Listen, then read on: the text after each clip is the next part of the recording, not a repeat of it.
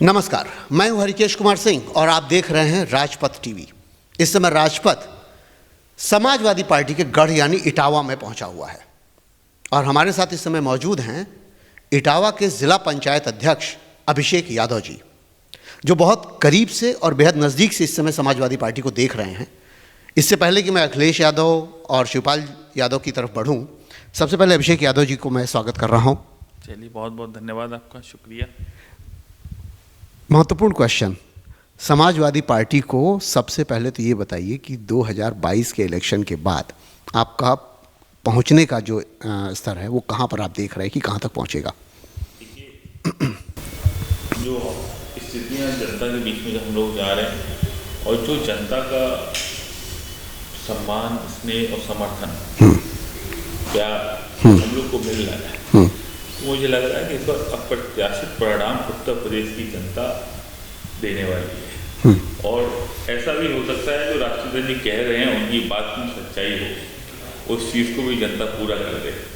नहीं, सीटों की गिनती आप बता नहीं रहे हैं। नहीं, सीटों की गिनती क्या, मैंने जो आपको बताया 400 बताया, राष्ट्रपति जी कह रहे पूरा कर देंगे। देखिए, ये तो बातें पॉलिटिक्स की है कि 400 और 300, लेकिन अगर मेजॉरिटी की ज़रूरत है तो 203 की भी हो जाती है और 225 सपा पहुंची थी। चलिए ठीक है, ये बात हुई आपकी। अब मैं बात सीधे फैक्ट पर आ रहा हूँ।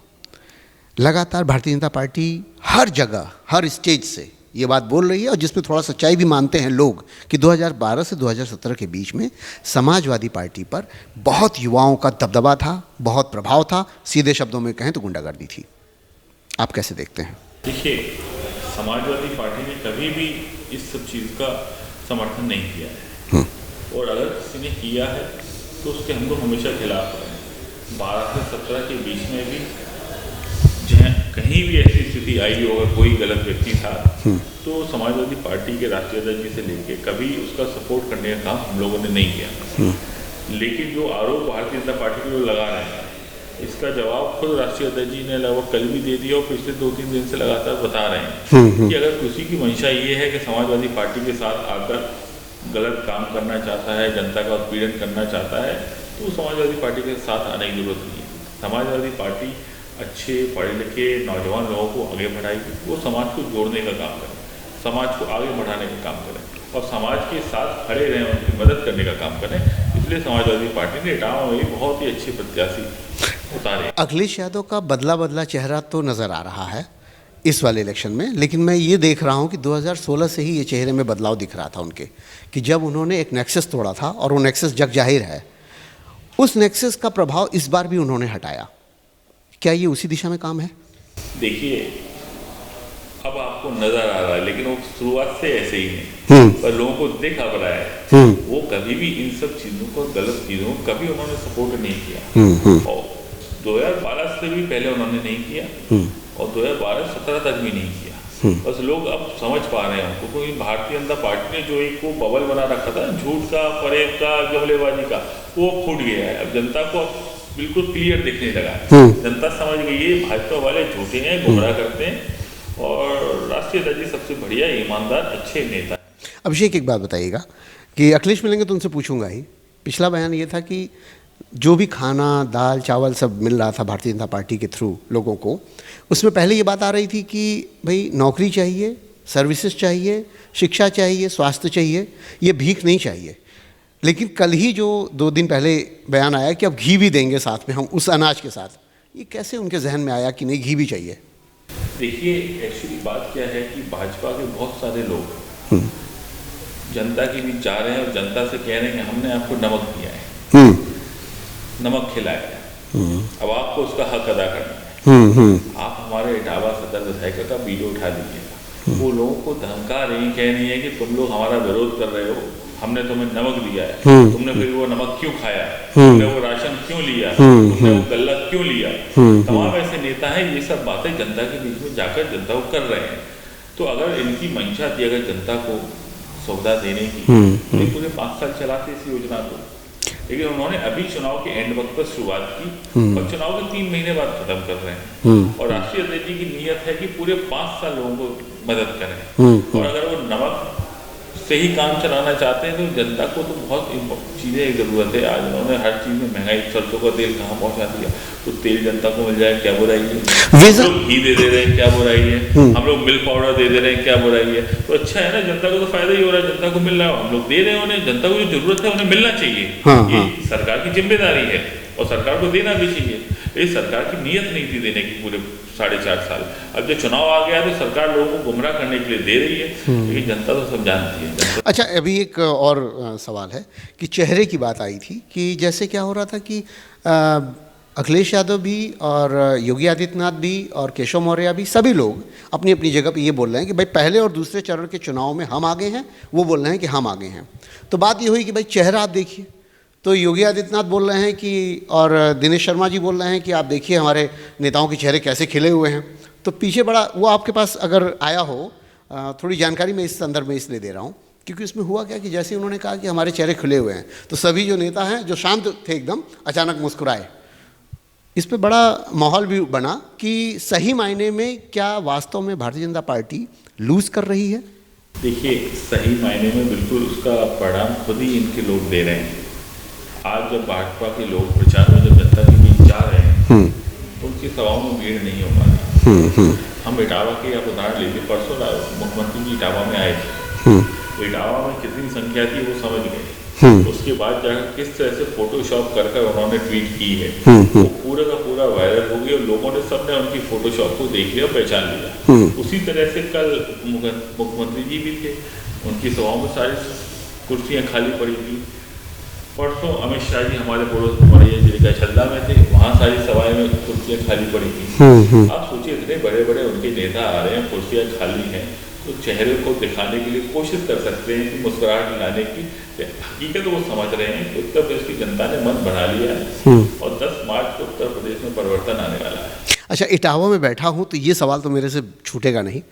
शिवपाल यादव जसवंत नगर से चुनाव लड़ रहे हैं और शिवपाल यादव बार बार ये कह चुके हैं कि वो 100 सीट चाहते थे, वो 40 सीट चाहते थे, और पर उन्होंने दिया नहीं। चलिए तो कोई बात नहीं, भतीजे हैं मेरे, और उन्होंने नहीं दिया। इसका थोड़ा भी रिग्रेट, कोई दुख इस तरह का कुछ है क्या इस पूरे माहौल में? नहीं, जो मुझे लगता है अगर दुख होता तो गठबंधन के साथ क्यों होते।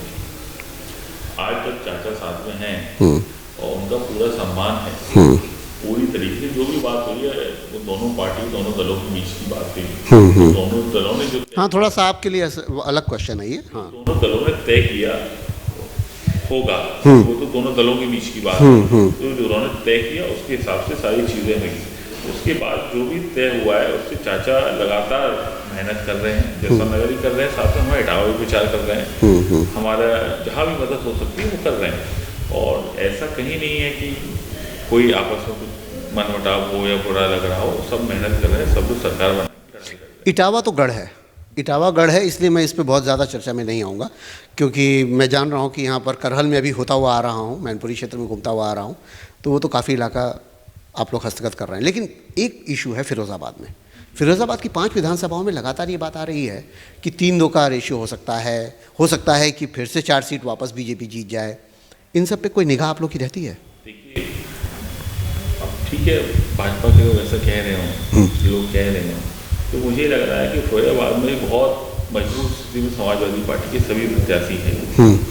बाई चांस कोई एक सीट लूज कर जाए, लेकिन इस बार देखिए, इस बार जनता समाजवादी पार्टी को चुनाव लड़ा रही है। जहाँ जा रहे हैं जनता का समर्थन मिल रहा है, जनता समाजवादी पार्टी को प्रचार कर रही है, और जब जनता तैयार हो जाती है, जनता जब लग जाती है तो परिवर्तन आता है और अप्रत्याशित परिणाम आते हैं। ये दूसरा आखिरी सवाल मेरा ये है कि पूरे उत्तर प्रदेश में कि डिवीज़न बहुत साफ दिख रहा है जातिगत, लेकिन अंडर करंट एक और चीज़ का दिख रहा है कि कहीं ना कहीं भाजपा से, उनके नेताओं से, उनके विधायकों से लोग खफा भी हैं।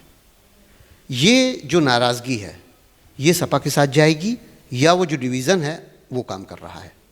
देखिए, जातिगत डिवीज़न की बात कर रहा हूँ। जनता की जो भी मंशा है, जनता की जो जरूरतें हैं और जनता जो चाहती थी 5 साल की सरकार में, उन्हें नहीं मिला। इन्होंने बहुत बड़ा सपना जनता को दिखाया था, बलून बनाया था बहुत बड़ा कि हम लोग डबल इंजन की सरकार उत्तर प्रदेश को दे देंगे। केंद्र में भाजपा की सरकार है, उत्तर प्रदेश की सरकार से काम नहीं करना चाहती, काम नहीं करती है। इसलिए अगर आप यहाँ बन जाएगी तो बहुत पैसा केंद्र से मिल जाएगा और हम लोग मिलकर उत्तर प्रदेश को बदल देंगे। लेकिन 5 साल की सरकार में ना नौकरियाँ मिली। आप आज तक समाजवादी पार्टी के 5 साल के कामों को या तो उद्घाटन करते आए हैं, 19 के नाम पर वोट मांगते आए हैं। जहाँ विकास की बात आती है, कोई भी ऐसा काम नहीं है जिसको देखकर, जिसको बोलकर, अब जैसे कि बुंदेलखंड एक्सप्रेस की इन्होंने बात की, अभी तक बुंदेलखंड एक्सप्रेस वे कंप्लीट नहीं है, उसका उद्घाटन भी हो चुका है। अभी उसके जो ब्रिजेस हैं, कई जगह ब्रिजेस में कुछ क्रैक्स आए हैं, कुछ वहाँ कुछ रहा, तो उन पर भी फिर काम दोबारा हुआ, वो चेंज किया गया। रिंग्स, उनकी कुछ रिंग्स गलत नहीं है, तो जल्दीबाजी में इन्होंने कई ऐसी चीज़ें गलत की। अब वो जनता के बीच क्या चीज़ लेके जाएंगे, किस चीज़ पर वोट मांगे, तो उनके पास वो तो कुछ है नहीं। तो इसलिए उन्होंने लास्ट में इन्होंने कोशिश की राशन लाने की, इन्होंने कोशिश की स्मार्टफोन लाने की, इन्होंने कोशिश की लोगों को फिर से ध्यान भटकाने की, लेकिन जनता का फोकस सीधे सर विकास का एक बड़ा मुद्दा जो पूरे इस इलेक्शन में बीता है, बड़ा बहस रहा। इन्होंने कहा कि हमने विकास किया, और सच बात यह है कि अखिलेश यादव ने जब लास्ट इलेक्शन लड़ा था 2017 में, तब इन्होंने कहा था कि काम बोलता है, और बाय द वे सरकार, हाँ, लेकिन हाँ, और दूसरी तरफ योगी आदित्यनाथ लगातार ये कह रहे हैं कि विकास के पथ पर जितनी तेज़ी से हम दौड़े हैं, लेकिन उसके बाद वो डाइवर्ट हुए हिंदू मुस्लिम एजेंडे पर। तो ऐसा लग रहा है क्या कि उनको भी महसूस हुआ कि सही मायने में विकास वो कर नहीं पाए? देखिए, वो जानते हैं उनके पास बताने के लिए जनता के पास कुछ नहीं है, कुछ दिखाने को नहीं है, तो इसलिए वो अपने जानते हैं उनके पास एक ही एजेंडा है, जनता को डिवाइड करना। नहीं, वो लाइन तो बोलते हैं ना कि हमने पूर्वांचल एक्सप्रेस वे दिया, हम एयरपोर्ट्स 5 चला दिए। एयरपोर्ट चला रहे हैं, एयरपोर्ट किसके लिए बना रहे हैं, एयरपोर्ट किसके लिए हैं? अब वो चला दिए, धीरे धीरे अब चुपचाप से कब निकल जाएंगे, कब किसको पकड़ा दिए जाएंगे, वो सब अपने बड़े लोगों के लिए। महंगाई इम्पैक्टफुल है, महंगाई का मुद्दा इम्पैक्टफुल है। सबसे बड़ा मुद्दा इस समय जो आपने बताया, महंगाई। आज की तारीख में आप खुद देखिएगा, जब आम लोगों को क्या चाहिए, ये तो लोगों को हवाई जहाज में बैठा रहे थे, हवाई जहाज में बैठ नहीं पाया, हमने 2 रोटी थी, उसमें से भी 1 रोटी कम। हाँ, वो चप्पल पहनने वाला बता रहे थे कि चप्पल पहन के लोग पहुंच जाएंगे। तो जनता को ये चाहिए कि सस्ता खाना मिले, दवाई उपलब्ध हो, उनको नौकरी रोजगार मिल जाए, उनको जब परेशानियां हो तो थाने तहसील में मदद हो जाए। इनमें से कोई एक ऐसा काम नहीं जो 5 साल में हुआ। अच्छा, हम लोग की राजनीति का, चलिए अच्छा आगे बोलिए। हाँ, ठीक है। जनता का उत्पीड़न हुआ, पैसों की वसूली हुई, तहसीलों में भ्रष्टाचार फैला हुआ है। यानी भ्रष्टाचार मुक्त नहीं करा पाए लोग। कहाँ भ्रष्टाचार, मतलब सोचिए, आज तक के इतिहास में ये स्थितियाँ कभी नहीं हुई इस बड़े पैमाने पर जिस तरह से अधिकारियों ने पैसों की वसूली की। लेकिन कुछ आदमियों का कहना है, कुछ लोगों का मिले हम लोग ऐसे लोग जिन्होंने कहा कि अब छिनैती नहीं हो रही है, अब लूट नहीं हो रही है, पुलिस हमसे हफ्ता वसूली नहीं करती है, ये भी बात आई है। देखिए, सबसे ज़्यादा वसूली पुलिस ही क्यों हो रही है, और पुलिस से भी वसूला जा रहा है। भाजपा के नेता पुलिस से वसूल रहे हैं, पुलिस जनता से वसूल रही है, ये एक पूरी चेन बन गई है। पूरा भ्रष्टाचार की इन्होंने एक ऐसी चेन बना दी है जिसे अब तोड़ने के लिए जनता मतदान करेगी। और जो लोग बात करते हैं लूट खसोट की, लूट खसोट के आज आप आंकड़े निकाल लेंगे, जो NCRB का डाटा आप देख लीजिए, तो पहले और अब में क्राइम बहुत बढ़ा है। 2012 से 17 ले लीजिए, और 17 से 22 तक का आंकड़ा। 2 बड़े केस मेरे पास उदाहरण के तौर पे हैं। एक रामपुर में हमारा रिपोर्टर हुआ करता था रवि, जो इस समय अरेस्टेड है। एक और हैं श्वेता रश्मि, जो बनारस इस समय पहुंची हुई हैं अपने भाई के लिए, वो भी पत्रकार हैं और तक्षक पोस्ट की हैं वो। मैं इसलिए बात कह पा रहा हूँ कि पिछले महीने में हम लोग के पास ये खबरें आई, और हम लोग जानते हैं कि पत्रकारों का उत्पीड़न भी कुछ हुआ। महत्वपूर्ण यह है कि श्वेता तक्षक वहाँ गई रिपोर्ट लिखवाने, FIR तक लॉन्च दी हुई बनारस में। ये मोदी का गढ़ है, नरेंद्र मोदी वहाँ से सांसद हैं।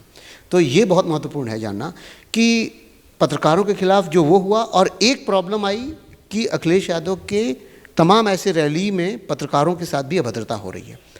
इन 2 तरीकों को आप कैसे देखते हैं? देखिए, जो राष्ट्रीय ध्वज के साथ जो आप बात कर रहे हैं, अब कई बार भीड़ इतनी ज़्यादा हो जाती है तो थोड़ा बहुत धक्का मुक्का लग जाता है, लेकिन राष्ट्रीय ध्वज ने कभी भी किसी पत्रकार का अपमान नहीं किया। जब भी मौका मिला है, पत्रकारों को सबसे ज़्यादा सम्मान नेताजी ने दिया है, उसके बाद राष्ट्रीय ध्वज ने दिया है। और किसी भी पत्रकार की कभी भी कोई बात आई होगी, चाहे उनकी कानूनी लड़ाई करनी हो, चाहे उनके पास अत्याचार हुआ हो, या उनकी किसी भी तरह से उनकी मदद करनी हो, उन्होंने हमेशा सहयोग करने का काम किया।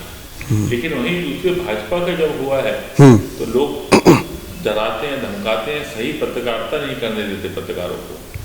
ये बात तो तमाम स्टेज पे मिली है। ये तो आप खुद जानते हैं तमाम किस स्टेज तरह से पत्रकारों पर प्रेशर है, किस तरह से उन्हें दबाया जा रहा है, और जो बोलता है उसके ऊपर क्या क्या कार्रवाइयाँ होती हैं। ये माहौल देश में और प्रदेश में पहली बार बना है, तो इसमें जिम्मेदारी हमारे पत्रकार लोगों की है। थोड़ा बहुत तकलीफ तो उठानी उठा पड़ेगी, रही है, तो हमें भी उठानी पड़ेगी, उन्हें भी उठानी पड़ेगी। लेकिन वो जब सच्चाई लेके आएंगे, लेकिन जनता से बड़ा कोई नहीं है। और जनता जब मन बना लेती है, वो जनता ने मन बनाया था, तीनों कृषि कानून वापस लेने पड़े। तो जनता जब मन बना लेगी तो उन्हें सत्ता पर पहुंचाया भी, वापस नीचे भी लाके करा देगी। हमले और हमले की राजनीति, हम 2 दिन में ये बात देख चुके हैं। और ओवैसी के हमले से शुरू हुई कहानी बढ़ती जा रही है, 3 घटनाएं हो चुकी हैं। आपको लग रहा है कि पूरे इलेक्शन भर में ये लगातार चलती रहेगी? ये पूरे इलेक्शन जाएगी। हम जानते हैं कि भाजपा के लोगों के पास अब कोई चारा बचा नहीं है। उन्हें दिख गया है वो चुनाव बुरी तरह से हार रहे हैं, इसलिए अब सिंपैथी गेन करने के लिए ये सब साजिशें रची आ रही हैं। लेकिन इन सब चीज़ों का भी जनता पर कोई फर्क नहीं पड़ना। जनता जान रही है, समझ रही है। अब जो आप बात कर रहे हैं, हम भी समझ रहे हैं उन सब चीज़ों को, जो लगातार जो 2 दिन में आपको यहाँ खबर आई होगी, वो सारे के सारे लोग, इनकी एक्चुअली क्या है कि नेताओं की भाषाएं भी बहुत खराब हो गई हैं। जब जनता का समर्थन नहीं मिल रहा है, कुर्सियाँ, भाषा तो मैं देख रहा हूँ दोनों ओर खराब हो रही है। जनता का समर्थन नहीं मिल पा रहा, कुर्सियाँ खाली हैं, तो कहीं ना कहीं आप किसी गांव में जा रहे हैं, आपको ठीक है, हम भी कहीं जाते हैं, कोई विरोध करता है तो हम प्यार से हंस के मुस्कुरा के बात करते, कुछ मान जाए ठीक है, नहीं है तो हम भाई आगे बढ़ लेते हैं। अब आप वहाँ जाकर गुंडागर्दी करोगे, आप धमकियाँ दोगे, अभद्र भाषा इस्तेमाल करोगे, तो कई बार रिएक्शन आ जाता है। लेकिन समाजवादी पार्टी ने कभी भी किसी भी ऐसे व्यक्ति को सपोर्ट नहीं किया कि भाई आप जाके किसी के साथ कुछ भी करें। वहाँ पर जो लोग हैं भाजपा के लोग हैं, और भाजपा के लोग ही भाजपा के लोगों का विरोध कर रहे हैं। आप वहाँ पे भी हुआ, हमारे इटावा में ही आप देख लीजिए, कई ऐसे गांव जो परंपरागत भाजपा के वोटर्स हैं, वहाँ से भाजपा के नेता, भाजपा के प्रत्याशियों को भगाया गया। तो कहीं ना कहीं इनका खुद का विरोध है, वो उसका आज इनको सामना करना पड़ रहा है। एक आखिरी सवाल, अखिलेश यादव ने पूर्वांचल में टिकट बंटवारे में कुछ गड़बड़ी कर दी है, ये रिपोर्ट में इस आधार पे जनता और जनता के लोगों के आधार पे कह रहा हूँ।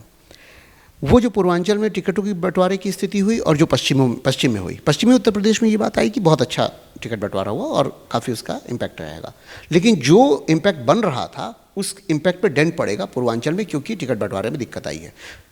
इसको क्या आप लोग जानते हैं? देखिए, अब इतना मुझे तो जानकारी नहीं है अभी, क्योंकि हम लोग खुद रस्ते में लगे हैं, और अगर कुछ ऐसी बात है तो राष्ट्रीय अध्यक्ष जी को उसको अवगत कराया जाएगा।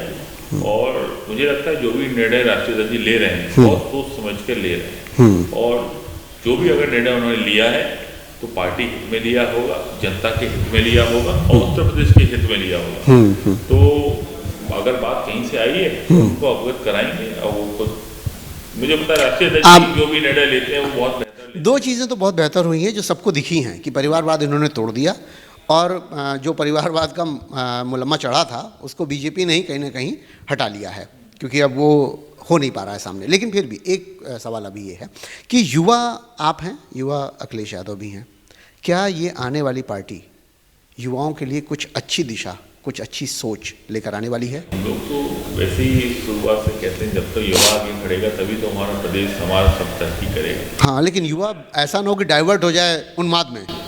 वही भाजपा के लोग हैं जो इनको इन सब चीज़ों में डाइवर्ट कराते हैं। हमें इनको सही लाइन पे लाना पड़ेगा, इनको अच्छी शिक्षा देनी पड़ेगी, इनको नौकरी देनी पड़ेगी।